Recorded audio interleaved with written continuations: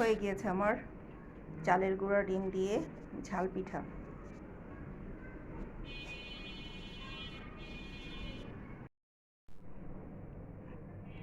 বিসমিল্লাহির রহমানির রহিম। আসসালামু আলাইকুম। ঝাল পিঠা বানাবো চালের গুঁড়ো দিয়ে। আমি এখানে পেঁয়াজ, কাঁচামরিচ, লবণ নিয়ে নিয়েছি, আর একটা ডিম নিব। ডিম দিয়ে এটাকে ভালো করে মাখিয়ে নেব।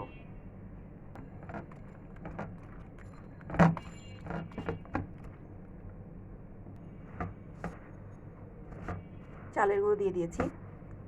এখন একটু মাখিয়ে নিয়ে দেন পানি দেব।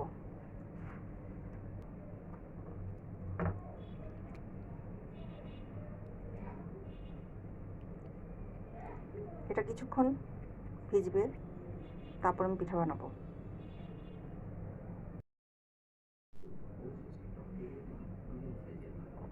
কালারের জন্য আমি একটু হলুদের গুঁড়ো দিয়ে দেবো,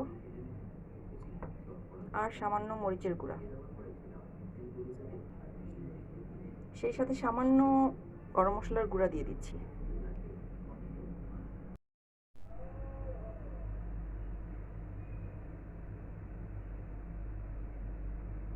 চুলায় একটা গরম প্যান বসিয়ে দিয়েছি, হালকা তেল ব্রাশ করে দিয়েছি। এখন ডোটা দিব, দিয়ে দিয়েছি। এখন আমি ভাজা তিল দিয়ে দিব উপর দিয়ে ছিটিয়ে।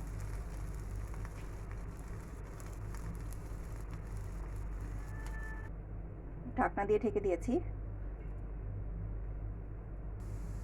এক পাশ ভাজা হয়ে গিয়েছে, এখন আমি উল্টে দিব,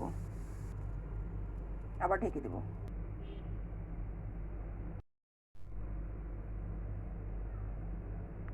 হয়ে গিয়েছে, বাকিগুলো আমি এভাবে করে ভেজে নেব।